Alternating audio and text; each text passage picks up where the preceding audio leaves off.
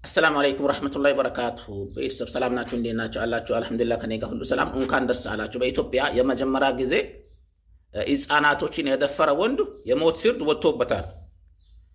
እዩት እስቲ። አይታችኋል? አይታችኋል?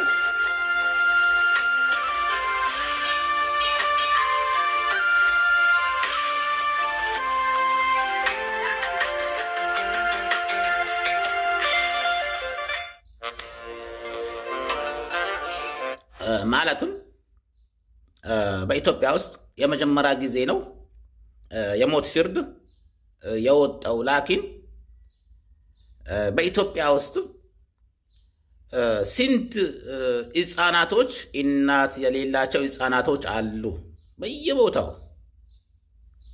ስንት አባት የሌላቸው ሕፃናቶች ሴት ልጆች አሉ። መሰለን እኔ አንድ እናት የሌላት ሕፃን ሴት ልጅ እንደራሴ ልጅ አርጌ ካላቀፍኳት በስተቀር እሷን እኔ ከደፈርኳት ማለትም ምናልባት የኔ ልጆች እኔ ከሞትኩ በኋላ ሊደፈሩ ይችላሉ። ላኪን እኛ ወንዶች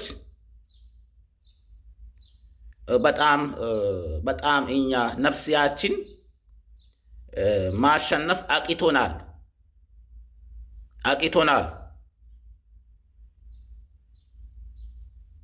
በየቦታው እናት የሌላትን ሕፃን ልጅ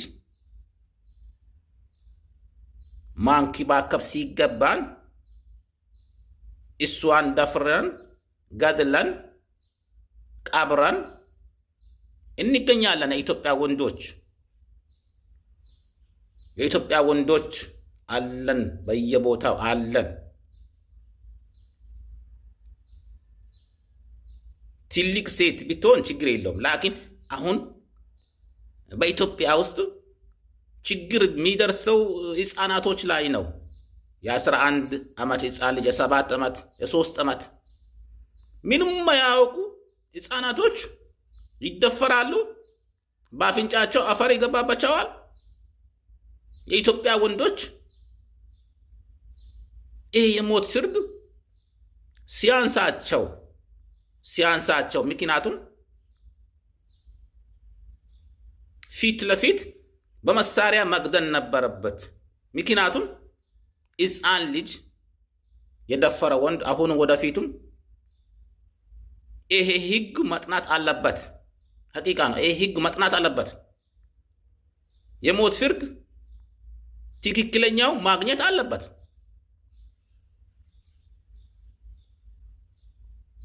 ምክንያቱም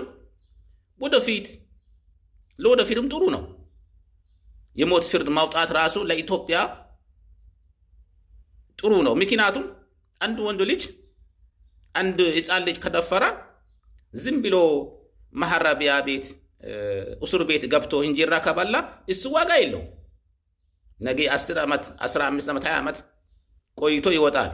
አሁንም ደፍራል። ስለዛ የሞት ፍርድ ማውጣት በጣም ደስ ብሎኛል። ሁላችሁም ደስ ማለት ያስፈልጋችኋል።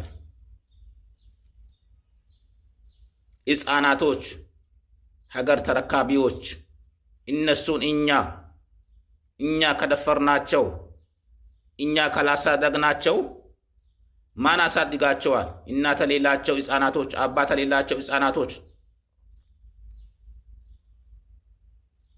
እኛ ካላሳደግናቸው ማን ነው የሚያሳድጋቸው? ስለዛ አንዳንዴ እኛ ወንዶች ስሜታችን መቆጣጠር አለብን። ቁም ብሎ ማሰብ አለብን።